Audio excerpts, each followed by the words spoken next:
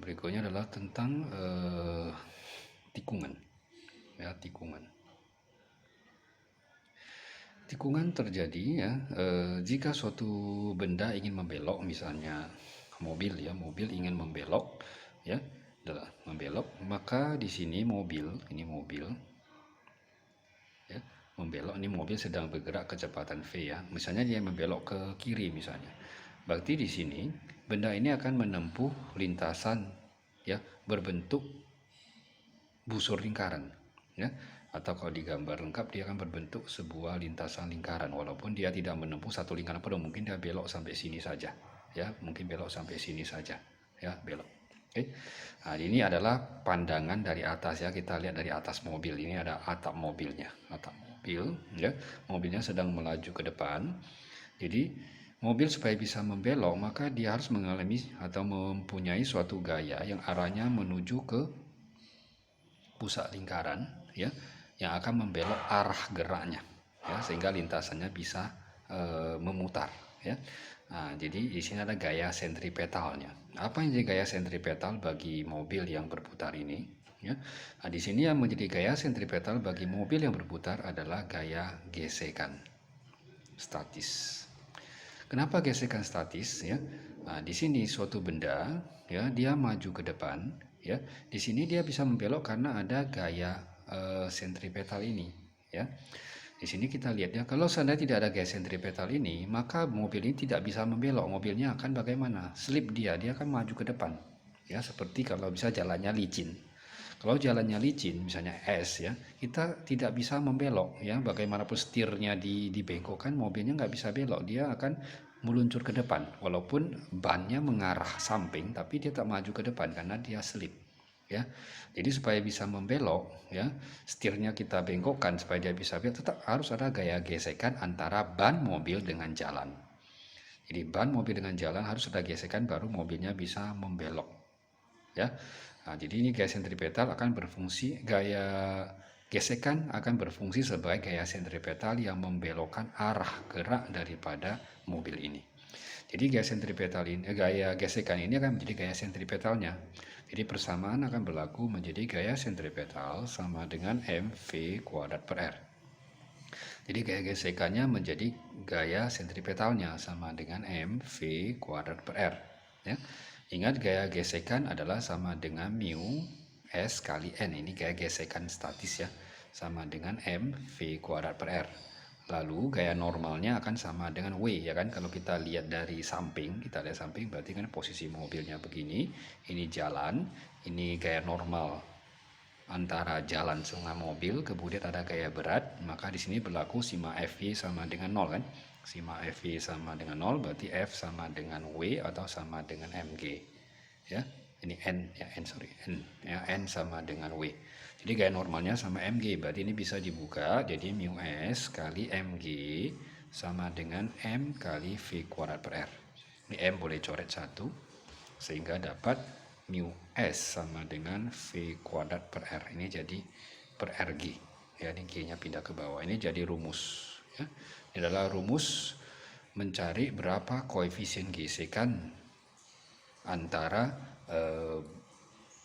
ban mobil dengan jalan supaya mobilnya bisa membelok ya dengan kecepatan V. Jadi V ini adalah kecepatan gerak mobil, mu S koefisien gesekan ban mobil dengan jalan, R adalah jari-jari lintasan, jari-jari tikungan, ini R ya, di sini kemari ini R ya, jari-jari tikungannya ya. Nah, ini adalah tikungan yang dilakukan oleh mobil pada jalan datar. Ini adalah tikungan pada jalan datar. Jalan datar maksudnya jalannya tidak miring ya, jalannya seperti jalan kita jumpai di jalan datar. Jadi kalau ini permukaan jalan, ini mobilnya ya, mobilnya di sini. Nah, ini jalan datar ya. Nah, karena kita akan bahas yang kedua adalah tikungan pada jalan miring ya, tikungan pada jalan miring. Ini menikung pada jalan miring ya, tikungan pada jalan miring ya, jalan miring. Nah,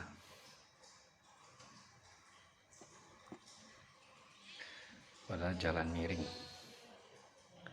tikungan pada jalan miring ini ya, contohnya misalnya pada lintasan balap sepeda ya di velodrome ya.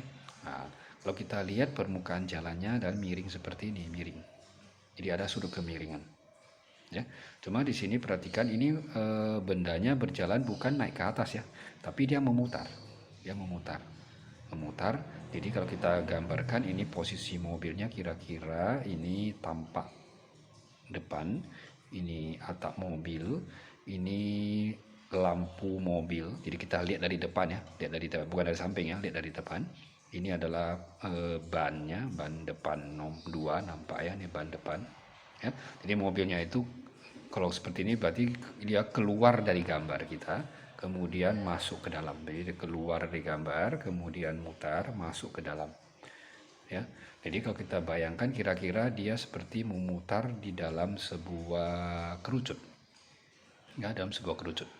Jadi mobil dari sini jalan mutar, putar gini dia. Putar. Ya, memutar. Jadi keluar, masuk ke dalam, mutar keluar gitu. Ya, di posisi mobilnya adalah memutar pada kerucut ini ya. Ini adalah kemiringan. Ini jadi kemiringan jalannya. Ini kemiringan jalan. Jadi mobilnya bukan naik ke atas bidang miring atau turun ke bidang miring ya, tapi dia keluar masuk ke dalam. Ya, seperti dia memutar di sebuah kerucut. Ya, seperti kerucut ya, kerucut. Jadi di sini ini jadi pusat lingkarannya. Nah, jadi di sini bekerja gaya apa? Ada gaya berat dan ada gaya normal. N. Ya. Jadi di sini dia memutar, kita harus mencari gaya sentripetalnya. Gaya sentripetal adalah gaya menuju ke pusat lingkaran. Jadi gaya sentripetalnya adalah komponen N ini. N ini diurai jadi komponen, satu kemari, satu ke atas. Ya, atau saya gambar ulang. Ini W-nya, ini N-nya kan miring ke atas, ini N-nya dipecah dua, satu ke sini dan satu ke sini. Ya. Nah, jadi yang inilah yang akan jadi gaya sentripetalnya karena dia menuju ke pusat lingkaran. Ini pusat lingkaran. Ini di sini bisa dimanfaatkan alfanya. Ini jalannya. Ini sudut kemiringan alfa di sini berseberangan ya, di sini alfa. Ini normal sama bidang miring tegak lurus, di sini alfa, di sini 90 kurang alfa, maka alfa di sini. Ini akan jadi N cos alfa, ini jadi N sin alfa. Ya, jadi gaya sentripetalnya adalah N sin alfa. Jadi gaya sentripetal sama dengan M V kuadrat per R. Jadi N sin alfa sama dengan M V kuadrat per R. N-nya berapa? Nah, N-nya bisa dicari dengan meninjau gaya pada sumbu Y ini. Gaya sumbu Y berarti gaya ke atas sama dengan gaya ke bawah. Berarti gaya ke atasnya adalah N cos ya. Jadi N cos alfa sama dengan W ya, atau MG. Ya. Nah, ini dua persamaan bisa dieliminasi ya, ruas kiri bagi ruas kiri. N sin bagi N cos sama dengan MV kuadrat per R dibagi MG. Ini N boleh coret, M boleh coret, di sin per cos akan jadi tangen alfa. Tangen alfa sama dengan V kuadrat per RG. Ini rumus untuk mencari berapa sudut kemiringan yang dibutuhkan, berapa alfa di sini, alfanya berapa, jika mobil ingin membelok dengan kecepatan V dengan jari-jari lintasan R. Ini R adalah jari-jari tikungan, V kecepatan benda. Alfa adalah sudut kemiringan jalan. Ya. Jadi di sini ini adalah rumus untuk tikungan pada jalan datar, ini tikungan pada jalan miring. Ya. Ini tikungan pada jalan datar yang kasar, ya, yang kasar. Kenapa kasar? Karena ada gesek, ada koefisien gesekan, ada gesekannya. Kalau di sini adalah jalan miring yang licin, ini licin ya, licin. Jadi di sini tidak ada gesekan, tidak ada muncul gesekan. Nah, yang ketiga adalah jalan tikungan, ya, tikungan jalan miring kasar. Ya, kalau miring kasar berarti di situ dia nanti kalau miring berarti kan ada normal. Kalau dia kasar berarti ada gaya gesekan. Nah, gaya gesekannya kalau ini dia arahnya adalah ke bawah. Ya, karena ini mobilnya kalau dia selip, kalau dia jalannya licin, dia akan meluncur keluar, ya, keluar sini, dia ke atas lah, ke atas. Ya. Nah, jadi dia tidak bisa belok. Jadi gesekannya harus ke bawah. Ya, gesekan ke bawah, nanti F-nya ini bisa diurai dua komponen. Ini F cos dan ini F sin. Ya, jadi garis sentripetalnya ada dua, N sin dan F cos. Kemudian di sini N sin tambah F cos. Kemudian untuk sumbu tegaknya berarti ada N cos sama dengan W ke bawah tambah W tambah ada F sin. Ini F yang pecah dua, F cos F sin tambah di sini. Diselesaikan nanti dapat hasilnya mirip seperti ini tapi berbeda. Ya, di sini tidak saya turunkan lagi, langsung saya buat aja rumusnya. Ini rumusnya adalah mu S tambah tan alfa per 1 kurang mu S kali tan alfa sama dengan V kuadrat per RG. Ini rumusnya. Ya, cara hafalnya mudah. Ini adalah rumus untuk jalan datar kasar. V kuadrat per RG sama dengan mu. Kasar berarti ada gesekan. Ini adalah tikungan pada jalan miring licin. Jadi rumusnya tan alfa sama V kuadrat per RG. Kalau miring berarti ada sudut kemiringan. Ini V kuadrat per RG sama. Ya. Kalau dia miring kasar miring berarti ada alfa, kasar berarti ada mu. Jadi di sini kita tambahkan mu tambah tan. Jadi bagi 1 kurang mu kali tan sama dengan V kuadrat per RG juga. Ini rumusnya sebelah kanan sama. Cuma di sini hanya mu S saja, di sini ada tan alfa saja, di sini gabungan dua-duanya karena dia miring dan kasar.